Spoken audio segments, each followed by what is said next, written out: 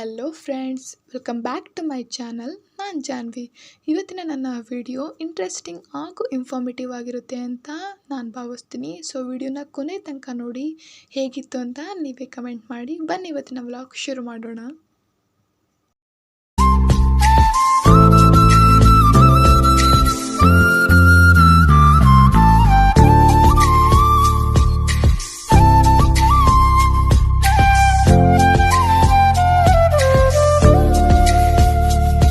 ಈಗ ಹೆಲ್ದಿಯಾಗಿರುವ carrot juice ಹೇಗೆ ಮಾಡೋದು ನೋಡ್ಕೊಂಬರೋಣ ಬನ್ನಿ. ಮೊದಲಿಗೆ ಕ್ಯಾರೆಟನ್ನು ಚೆನ್ನಾಗಿ ತೊಳೆದು ಸಣ್ಣ ಕಟ್ ಮಾಡಿ ಒಂದು ಬೌಲಷ್ಟು ಮಿಕ್ಸಿ ಜಾರಲ್ಲಿ ಹಾಕೊಳ್ಳೋಣ. ನಂತರ ಒಂದು ಸಲಷ್ಟು ಕರಿಬೇವು, ಸ್ವಲ್ಪ ನೀರನ್ನು ಮಿಕ್ಸ್ ಮಾಡಿಕೊಂಡು ಚೆನ್ನಾಗಿ ಮಿಕ್ಸಿ ಜಾರ್ನಲ್ಲಿ ಮಿಕ್ಸಿ ಮಾಡಿಕೊಂಡು ಶೋಧಿಸ್ಕೊಂಡ್ರೆ ಹೆಲ್ದಿಯಾಗಿರುವ ಕ್ಯಾರೆಟ್ ಜ್ಯೂಸ್ ರೆಡಿ. ಈಗ ಕ್ಯಾರೆಟ್ ಜ್ಯೂಸ್ನ ಬೆನಿಫಿಟ್ಸ್ ತಿಳ್ಕೊಂಬರೋಣ ಬನ್ನಿ. ಕ್ಯಾರೆಟ್ ಜ್ಯೂಸ್ ಕುಡಿಯೋದ್ರಿಂದ ನಮ್ಮ ಕಣ್ಣಿನ ದೃಷ್ಟಿನ ಚುರುಕುಗೊಳಿಸುತ್ತೆ.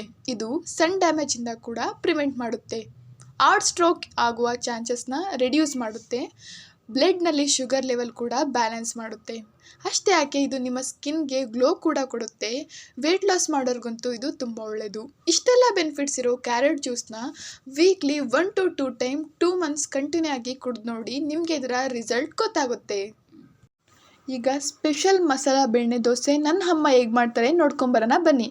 ಮೊದಲಿಗೆ ಒಂದು ದೊಡ್ಡ ಬೌಲಲ್ಲಿ 2 ಲೋಟದಷ್ಟು ಅಕ್ಕಿನ ಹಾಕ್ಬಿಟ್ಟು, ನಂತರ 1 ಟೇಬಲ್ ಸ್ಪೂನಷ್ಟು ಮೆಂತ್ಯಕಾಳನ್ನು ಹಾಕಿ, ನಂತರ 1 ಬೌಲಷ್ಟು ಉದ್ದಿನಬೇಳೆ ಹಾಕಿ, ನಂತರ 1/2 ಬೌಲಷ್ಟು ಅವಲಕ್ಕಿನ ಹಾಕಿ ಚೆನ್ನಾಗಿ 3 ಇಂದ 4 ಬಾರಿ ತೊಳ್ಕೊಂಬಿಡೋಣ ನೋಡಿ. ನಂತರ ಇದನ್ನ 6 ಅವರ್ಸ್ ಹಾಗೆ ನೆನೆಯೋಕೆ ಬಿಡಬೇಕು. 6 ಅವರ್ಸ್ ಆದಮೇಲೆ ಈ ರೀತಿ ಕಾಣುತ್ತೆ. ಸೊ ಇದನ್ನ ನಾವು ಮಿಕ್ಸಿ ಜಾರ್ನಲ್ಲಿ ಮಿಕ್ಸಿ ಮಾಡ್ಕೊಳ್ಳೋಣ. ಇದಕ್ಕೆ ಸ್ವಲ್ಪ ನೀರನ್ನು ಬೆರೆಸ್ಕೊಂಡು ಚೆನ್ನಾಗಿ ಮಿಕ್ಸಿ ಜಾರ್ನಲ್ಲಿ ಮಿಕ್ಸಿ ಮಾಡ್ಕೊಳ್ಳೋಣ. ನಂತರ ನಾವು ಇದನ್ನ ಒಂದು ಬಾಕ್ಸ್ಗೆ ತೆಗೆದಿಡಬೇಕು ನೋಡಿ. ಈ ಥರ ಚೆನ್ನಾಗಿ ಮಿಕ್ಸ್ ಮಾಡ್ಕೊಂಡು ಬಾಕ್ಸ್ನ ಕ್ಲೋಸ್ ಮಾಡಿ ಸೈಡಿಗೆ ಇಟ್ಬಿಡೋಣ. ನಾನು ಇದು ನೆಕ್ಸ್ಟ್ ಮಾರ್ನಿಂಗ್ ಹೇಗಿರುತ್ತೆ ಅಂತ ತೋರಿಸ್ತೀನಿ. ಇದು ನೆಕ್ಸ್ಟ್ ಮಾರ್ನಿಂಗ್ ದೋಸೆಗೆ ಕಾಂಬಿನೇಷನ್ ಚಟ್ನಿ ಹೇಗೆ ಮಾಡೋದು ಮೊದಲು ನೋಡ್ಕೊಂಬರೋಣ ಬನ್ನಿ.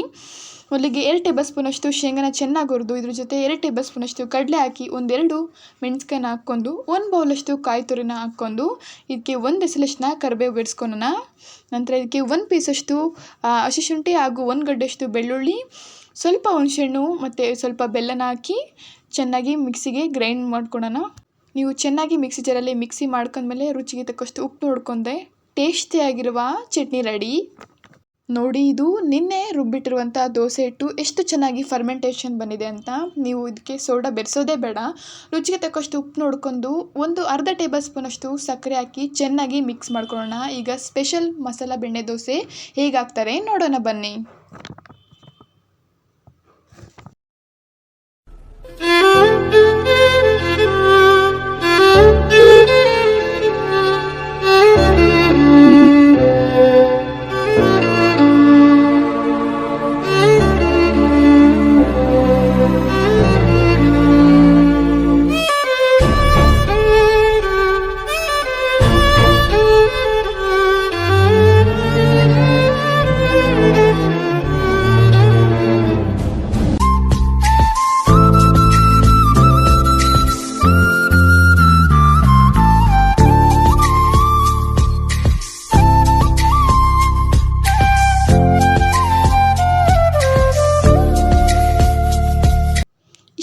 ಟೇಸ್ಟಿಯಾಗಿರುವ ಸ್ಪೆಷಲ್ ಮಸಾಲ ಬೆಣ್ಣೆ ದೋಸೆನ ನೀವು ಕೂಡ ಖಂಡಿತ ಟ್ರೈ ಮಾಡಿ. ಹೇಗಿತ್ತು ಅಂತ ಕಮೆಂಟ್ ಬಾಕ್ಸಲ್ಲಿ ಕಮೆಂಟ್ ಮಾಡಿ. ನಮ್ಮನೆ ದೋಸೆ ಅಂತೂ ಸೂಪರಾಗಿತ್ತು. ಸೊ ನಾನೀಗಾಗಲೇ ಇನ್ಫಾರ್ಮೇಟಿವ್ ಸೀರೀಸ್ ಸಮ್ಮರೀಸ್ನ ಕಂಟಿನ್ಯೂ ಮಾಡ್ತಾ ಬಂದಿದ್ದೀನಿ. ಸೊ ನಂದು ಇವತ್ತು ಬಂದುಬಿಟ್ಟು 6th ಬುಕ್. ನಾನು ಆಲ್ರೆಡಿ 5 ಬುಕ್ಸ್ನ ಎಕ್ಸ್ಪ್ಲೇನ್ ಮಾಡ್ತೀನಿ. ಆ 5 ಬುಕ್ ನೇಮ್ನ ಒಂದ್ಸರಿ ಹೇಳ್ಬಿಡ್ತೀನಿ ಮತ್ತು ಯಾಕೆ ಅಂತ ಕೂಡ ಹೇಳ್ತೀನಿ. So first book the secret, second one Ikigai, third atomic habits, 4th brain rules ಹಾಗೂ 5th ಥಿಂಕ್ ಸ್ಟ್ರೈಟ್. ಇವತ್ತು ನಾನು 6ನೇ ಬುಕ್ನ ಸಮ್ಮರಿನ ಎಕ್ಸ್ಪ್ಲೇನ್ ಮಾಡ್ತೀನಿ. ಸೊ ಈ 5 ಬುಕ್ಕಲ್ಲಿ ನಿಮಗೆ ಯಾವುದು ಹೆಲ್ಪ್ಫುಲ್ ಆಯಿತು ಅಂತ ತಪ್ಪದೆ ಕಮೆಂಟ್ ಬಾಕ್ಸಲ್ಲಿ ಕಮೆಂಟ್ ಮಾಡಿ. ಸೊ ಈ ಸೀರೀಸ್ನ ಮಾಡ್ತಾ ನಾನು ಕೂಡ ಕಲಿತಿದ್ದೀನಿ, ಇನ್ನೂ ತುಂಬ ಕಲಿಯೋದು ಕೂಡ ಇದೆ. ಸೊ ಇವತ್ತಿನ ಸಮ್ಮರಿ ಸ್ಟಾರ್ಟ್ ಮಾಡೋಣ ಬನ್ನಿ. ಇವತ್ತಿನ ಸಮ್ಮರಿ ಬುಕ್ ನೇಮ್ ಬಂದುಬಿಟ್ಟು ಥಿಂಕ್ ಆ್ಯಂಡ್ ಗ್ರೋ ರಿಚ್ ಅಂತ ಹೇಳಿಬಿಟ್ಟು. ಸೊ ಈ ಬುಕ್ಕಿನ ಸಮ್ಮರಿ ಶುರು ಮಾಡೋಕ್ಕಿಂತ ಮುಂಚೆ ನಾನು ನಿಮಗೆ ಆಥರ್ ನೇಮ್ನ ಇಂಟ್ರೊಡ್ಯೂಸ್ ಮಾಡಿಬಿಡ್ತೀನಿ. ಸೊ ಆಥರ್ ನೇಮ್ ಬಂದುಬಿಟ್ಟು ನೆಪೋಲಿಯನ್ ಹಿಲ್ ಅಂತ. ಈ ಆಥರ್ ನಮಗೆ ಕೆಲವೊಂದಿಷ್ಟು ಪಾಯಿಂಟ್ಸ್ಗಳಲ್ಲಿ ಹೇಳ್ಕೊಟ್ಟಿದ್ದಾರೆ, ನಾವು ಹೇಗೆ ಥಿಂಕ್ ಮಾಡಬೇಕು, ಹಾಗೆ ರಿಚ್ ಆಗಿ ಹೇಗೆ ಗ್ರೋ ಆಗಬೇಕು ಅಂತ. ಆ ಸಮ್ ಪಾಯಿಂಟ್ಸ್ಗಳು ಇದೀಗ ನಿಮ್ಮ ಮುಂದೆ. Number 1, real passion. ನೀವು ಏನಾದರೂ ಬೇಗ ರಿಚ್ ಆಗಬೇಕು ಅಥವಾ ವೆಲ್ದಿಯಾಗಿ ಬೆಳಿಬೇಕು ಅಂದರೆ ನೀವು ನಿಮ್ಮ ನಿಜವಾದ ಪ್ಯಾಷನ್ ಅಂದರೆ ನೀವು ಏನನ್ನು ಉತ್ಸಾಹದಿಂದ ಮಾಡುತ್ತೀರಾ ಹಾಗೂ ನೀವು ಯಾವುದ್ರ ಕಡೆ ಆಸಕ್ತಿ ಇದ್ದೀರಾ ಅಂತ ತಿಳ್ಕೊಳ್ಳಿ. ಅದಕ್ಕೆ ಒಂದು ಸರಿಯಾದ ಪ್ಲ್ಯಾನ್ ಮಾಡ್ಕೊಳ್ಳಿ ಅಂತ ಆ ಥರ ನಮಗೆ ಇಲ್ಲಿ ಹೇಳ್ತಾರೆ. ಸೊ ಏನು ಪ್ಲ್ಯಾನ್ ಅಂತ ನೀವೇನಾದರೂ ಕೇಳೋದಾದರೆ ಅದು ನಿಮ್ಮ ಗುರಿಯನ್ನು ಮುಟ್ಟೋಕ್ಕೆ ಸಹಾಯ ಮಾಡುವಂಥದ್ದು. ಆ ಕೆಲಸನ ನೀವು ಇಷ್ಟು ಸಮಯದಲ್ಲಿ ಮಾಡಬೇಕು ಅಂತ ಅಂದ್ಕೊಳೋದು. ಇದನ್ನೇ ನಾನು ಪ್ಲ್ಯಾನ್ ಅಂತ ಹೇಳಿದ್ದು. ನೆನಪಿರಲಿ, ಇದಕ್ಕೂ ಮೊದಲು ನೀವು ನಿಮ್ಮ ಪ್ಯಾಷನನ್ನು ತಿಳ್ಕೊಳ್ಳಿ. Number 2, success secret. Success people ಆಗಲು ಮೊದಲು ನಾವು ನಮ್ಮ ಅನಾಲಿಸಿಸ್ ಮಾಡಬೇಕು. ಅಂದರೆ ನಾವು ನಮ್ಮ ಗುರಿ ಮುಟ್ಟೋಕೆ ಎಷ್ಟು ಹೆಜ್ಜೆ ಹತ್ತಿರ ಇದ್ದೀವಿ ಹಾಗೂ ಗುರಿ ಮುಟ್ಟೋಕೆ ಇನ್ನು ಎಷ್ಟು ಹೆಜ್ಜೆ ಹಾಕಬೇಕು ಅಂತ. ಈ ಗುರಿ ಮುಟ್ಟೋಕೆ ಆ ಥರ ಹೇಳಿರುವ ಮೇನ್ 2 ಪಾಯಿಂಟ್ಸ್ನ ನಿಮಗೆ ನಾನು ಎಕ್ಸ್ಪ್ಲೇನ್ ಮಾಡ್ತೀನಿ. ಮೊದಲೇದು ಭರವಸೆ, ಎರಡನೇದು ಸೆಲ್ಫ್ ಕಾನ್ಫಿಡೆನ್ಸ್. ಮೊದಲು ಭರವಸೆ, ನಾವು ಮಾಡೋ ಕೆಲಸ ನಾವು ಮಾಡೇ ಮಾಡ್ತೇವೆ ಅನ್ನೋ ಭರವಸೆ, ಅದರ ಮೇಲೆ ಪ್ರೀತಿ ಹಾಗೂ ಮುಟ್ಟಲೇಬೇಕು ಅನ್ನೋ ಛಲನ ನಾವು ಇಟ್ಕೊಂಡಿದ್ರೆ ನಾವು ಏನಾಗಬೇಕು ಅನ್ನೋ ಒಂದು ಗುರಿ ನಮಗೆ ಕ್ಲಿಯರ್ ಆಗಿದ್ದರೆ ನಮ್ಮ ಸಕ್ಸಸ್ ಸಿಗುತ್ತೆ ಅಂತ ಹೇಳ್ತಿದ್ರೆ. ಎರಡನೇದಾಗಿ ಎಲ್ಲದಕ್ಕಿಂತ ಮುಖ್ಯವಾಗಿ ಸೆಲ್ಫ್ ಕಾನ್ಫಿಡೆನ್ಸ್ ಇರಬೇಕು.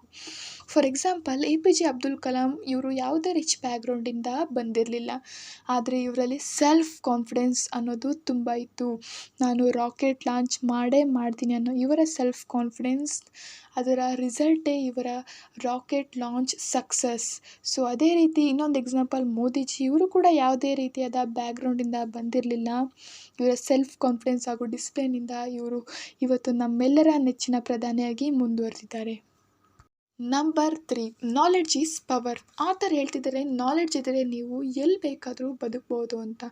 ಸಿಂಪಲ್ ಎಕ್ಸಾಂಪಲ್, ಒಬ್ಬ ಟೀಚರ್ ಒಂದು ಸ್ಕೂಲ್ನಲ್ಲಿ ಅವನು ಕೆಲಸವನ್ನು ಕಲ್ತ್ಕೊಂಡ್ರೆ ಅಂದರೆ ಅವನು ಆರಾಮಾಗಿ ಇನ್ನೊಂದು ಸ್ಕೂಲಲ್ಲಿ ಡೆಮೋ ಕೊಟ್ಟು ಅವನ ಕೆಲಸವನ್ನು ಅವನು ಪಡಿಬೋದು. ಏಕೆಂದರೆ ಅವನ ಹತ್ರ ಇರೋದು ರಿಯಲ್ ನಾಲೆಡ್ಜ್. ಅವನಿಗೆ ಯಾವುದೇ ರೀತಿಯಾದ ಭಯ ಆತಂಕ ಇರುವುದಿಲ್ಲ. ಸೊ ಇಲ್ಲಿ ಆ ಥರ ಹೇಳೋದು, ನಿಮ್ಮ ನಾಲೆಡ್ಜನ್ನು ನೀವು ಬೆಳೆಸ್ಕೊಳ್ಳಿ, ಅದೇ ನಿಮ್ಮ ಪವರ್ ಕೂಡ ಅಂತ. ನಂಬರ್ 3, ನಾಲೆಡ್ಜ್ ಈಸ್ ಪವರ್ ಅನ್ನುವ ಪಾಯಿಂಟಿನ ಸಾರಾಂಶ. Number 4, self aware. ಅಂದರೆ ಆ ಥರ ಹೇಳ್ತಾರೆ, ನಾವು ನಮ್ಮ ಸ್ಟ್ರೆಂತ್ ಹಾಗೂ ವೀಕ್ನೆಸ್ನ ತಿಳ್ಕೋಬೇಕು ಅಂತ. ನಾವು ನಮ್ಮ ಸ್ಟ್ರೆಂತ್ನ ಅಡ್ವಾಂಟೇಜ್ ಆಗಿ ಬದಲಿಸ್ಕೊಂಡು ನಾವು ಎಲ್ಲಿ ವೀಕ್ನೆಸ್ ಇದ್ದೀವಿ ಅಲ್ಲಿ ನಾವು ಎಫರ್ಟ್ ಆಗಿ ನಮ್ಮ ವೀಕ್ನೆಸ್ಸನ್ನು ಪ್ಲಸ್ ಪಾಯಿಂಟ್ ಆಗಿ ಮಾಡ್ಕೊಳ್ಬೋದು ಅಂತ. ಇದಕ್ಕೆ ಅವರು ಹೇಳ್ತಾರೆ, ನಮಗೆ ನಮ್ಮ ಮೇಲೆ ಮೊದಲು ಸೆಲ್ಫ್ ಅವೇರ್ ಆಗಿರಬೇಕು ಅಂತ. ಹಾಗೂ ನೀವೇನಾದರೂ ನಿಮ್ಮ ಪ್ರೊಫೆಷ್ನಲಲ್ಲಿ ಸ್ಟ್ರಾಂಗಾಗಿ ಬೆಳಿಬೇಕು ಅಂತಿದ್ರೆ ಈ ಸೆಲ್ಫ್ ಅವೇರ್ ಅನ್ನೋ ಪಾಯಿಂಟ್ ಕೂಡ ನಿಮಗೆ ತುಂಬ ಮುಖ್ಯವಾಗಿರುತ್ತೆ. Number 5, positive attitude. ಈ ಆ್ಯಟಿಟ್ಯೂಡ್ ನಿಮಗೆ ತುಂಬ ಮುಖ್ಯ. ಅಂದರೆ ನಾವು ನಮ್ಮ ಸಬ್ಕಾನ್ಷಿಯಸ್ ಮೈಂಡ್ಗೆ ಪಾಸಿಟಿವ್ ಥಾಟ್ಸ್ನೇ ಹಾಕಬೇಕು. ಅಂದರೆ ನಾನು ನಿನ್ನೆಯ ವಿಡಿಯೋದಲ್ಲಿ ಅಂದರೆ ಥಿಂಕ್ ಸ್ಟ್ರೈಟ್ ಅನ್ನೋ ಬುಕ್ನಲ್ಲಿ ಹೇಳಿರುವ ಸಾರಾಂಶವನ್ನೇ ಇಲ್ಲಿ ಅದರ ರೂಪವನ್ನೇ ಬೇರೆ ರೀತಿಯಾಗಿ ಎಕ್ಸ್ಪ್ಲೇನ್ ಮಾಡಿದರೆ. ಸಿಂಪಲ್, ನಾವು ನಮಗೆ ಯಾವ ಥಾಟ್ಸ್ ನಮಗೆ ಲಾಭ ತಂದುಕೊಡುತ್ತೋ ಆ ಥಾಟ್ಸ್ ಮೇಲೆ ಫೋಕಸ್ಡ್ ಹಾಗೂ ನಮಗೆ ಯಾವ ಲಾಭ ತಂದುಕೊಡಲ್ವೋ ಅದ್ರ ಮೇಲೆ ಸಿಂಪಲ್ಲಾಗಿ ಇಗ್ನೋರೆನ್ಸ್ ಮಾಡಬೇಕು ಅಂತ ಈ ಪಾಯಿಂಟ್ನ ಕಂಪ್ಲೀಟ್ ಎಕ್ಸ್ಪ್ಲನೇಷನ್ ಆಗಿದೆ.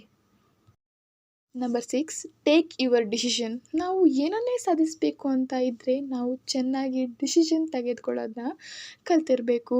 ಅದಕ್ಕಿಂತ ಮುಖ್ಯ ಆ ಡಿಸಿಷನ್ ಮೇಲೆ ಬದ್ಧವಾಗಿ ನಿಲ್ಲಬೇಕು. ನೀವು ಯಾವ ರೀತಿ ಡಿಸಿಷನ್ ತಗೊಳ್ತೀರಾ ಹಾಗೂ ಅದ್ರ ಮೇಲೆ ಯಾವ ರೀತಿ ಬದ್ಧವಾಗಿ ನಿಲ್ತೀರಾ ಅನ್ನೋದ್ರ ಮೇಲೆ ನಿಮ್ಮ ಸಕ್ಸಸ್ ಎಷ್ಟು ಹತ್ತಿರ ನೀವು ಇದ್ದೀರಾ ಅನ್ನೋದನ್ನ ನೀವು ತಿಳ್ಕೊಳ್ಳಿ ಅಂತ ಆ ಥರ ಈ ಪಾಯಿಂಟ್ನಲ್ಲಿ ನಮಗೆ ಎಕ್ಸ್ಪ್ಲೇನ್ ಮಾಡಿದ್ದಾರೆ. Number 7, consistency and patience. This is the last point. So ಆ ಥರ ಹೇಳ್ತಾರೆ, ನಾವು ಮಾಡೋ ಕೆಲಸನ ಕನ್ಸಿಸ್ಟೆನ್ಸಿನ ಮಾಡಬೇಕು. ಅದು ಸಕ್ಸಸ್ ಸಿಗೋಕ್ಕೆ ಸ್ವಲ್ಪ ತಡವಾದರೂ ನಾವು ಪೇಷನ್ಸಿಂದ ಕಾಯಬೇಕು. ನಾವು ಕೆಲಸ ಬೇಗ ಆಗಬೇಕು ಅಂತ ಇದ್ದರೆ ಅದು ಅಷ್ಟೇ ಬೇಗ ಹಾಳಾಗುತ್ತೆ. As simple as that. Consistency and passion is the main thing. ಇದಿಷ್ಟಾಗಿತ್ತು ಥಿಂಕ್ ಆ್ಯಂಡ್ ಗ್ರೋ ರಿಚ್ ಬುಕ್ನ ಸಾರಾಂಶ. ಹೋಪ್ ಇದು ನಿಮಗೆ ಇನ್ಫಾರ್ಮೇಟಿವ್ ಹಾಗೂ ಹೆಲ್ಪ್ಫುಲ್ ಆಗಿದೆ ಅಂತ ಭಾವಿಸ್ತಾ ಈ ವಿಡಿಯೋನ ಎಂಡ್ ಪಾರ್ಟ್ಗೆ ಬಂದಿದ್ವಿ. ಅದಕ್ಕಿಂತ ಮುಂಚೆ ನನ್ನದೊಂದು ನಿಮ್ಮಲ್ಲಿ ರಿಕ್ವೆಸ್ಟ್, ಈ ವಿಡಿಯೋನ ಸ್ಟೂಡೆಂಟ್ಸ್ ಹಾಗೂ ಕಾಂಪಿಟೇಟಿವ್ ಓದ್ತಿರೋರಿಗೆ ಶೇರ್ ಮಾಡಿ. ನಿಮ್ಮೆಲ್ಲರ ವ್ಯೂಸ್, ಲೈಕ್ಸ್ ಹಾಗೂ ಕಮೆಂಟ್ಸ್ ನನಗೆ ಮುಂದೆ ಇನ್ನೂ ವಿಡಿಯೋ ಮಾಡೋದಕ್ಕೆ ಮೋಟಿವೇಟ್ ಮಾಡುತ್ತೆ ಅಂತ ಹೇಳ್ತಾ ಪ್ಲೀಸ್ ನನ್ನ ಚಾನಲ್ಗೆ ಸಬ್ಸ್ಕ್ರೈಬ್ ಮಾಡಿ. ಕೊನೆಯದಾಗಿ ಇಲ್ಲಿ ತನಕ ನನ್ನ ವಿಡಿಯೋ ನೋಡಿದ್ದಕ್ಕೆ ನಿಮಗೆ ತುಂಬ ಹೃದಯದ ಧನ್ಯವಾದಗಳು.